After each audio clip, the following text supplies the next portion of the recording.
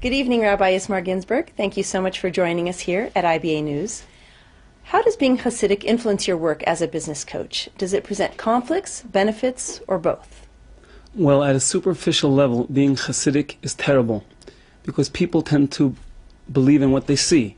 And what they see is a black coat and a black hat and these and this, and that's what they take at face value. But on a deeper level, once they get to know me a little bit, they see where I've spoken, they see some of my clients, the fact that I have clients from literally around the world, different faiths, different religious, not religious, and they see that I'm able to help businesses of so many different kinds of businesses, then it really helps me because I feel like I am making a Kiddush Hashem.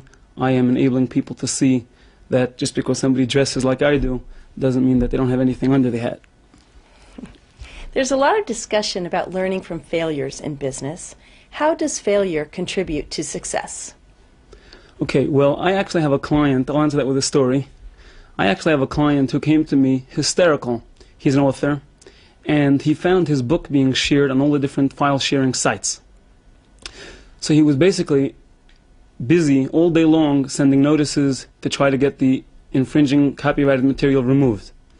What I showed him was actually having his book pirated was helping him tremendously, because there were tens of thousands of people, if not more, who had never heard of him before, found him because they downloaded his pirated book, and then came to him for consultations or possibly to speak at their corporations.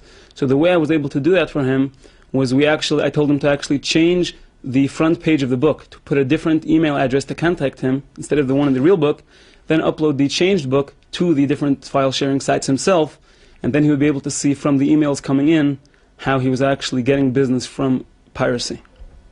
Unconventional thinking like that is often critical to success. As a coach, how do you inspire your clients to think outside the box? How do you cultivate creative thinking? Another story.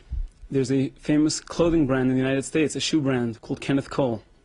And when Kenneth Cole started his company, he wanted to sell shoes at the Shoe Expo, and that was going to be how he launches his company. The problem was he didn't have the money that it took to rent a booth in the New York Hilton to get started. So he called up a friend of his, creative thinking, and said, "Would you mind lending me one of your trucks?" The friend said, "Sure, what do you need it for?" He said, "Well, I'm going to park the truck outside the Hilton, New York, and I'm going to sell shoes from the truck." So his friend said, "Ken, I'd be very happy to let you have one of my trucks, but there's no way, you cannot get a permit to park a truck in Midtown Manhattan." He said, "Well, if I can get the permit, will you allow me to take a truck?" He said, "Sure." He went to the county clerk's office. He said, "Hi, I'd like to get a permit to park a truck in Midtown." County clerk said, "We're sorry, we don't give any permits to park trucks in Midtown unless you're shooting a movie." He said, "Thank you," went home, created a company called Kenneth Cole Productions. Following day, came back to the county clerk, filing that he's making a movie called The Birthing of a Shoe Company. Ended up getting the permit to park outside the Shoe Expo, sold over 20,000 pairs of shoes, and that is how Kenneth Cole started. In fact, today, Kenneth Cole Shoes is actually the name of the company, is still Kenneth Cole Productions because of that story. Thank you so much for joining us here tonight, Rabbi Ginsburg. Thank you.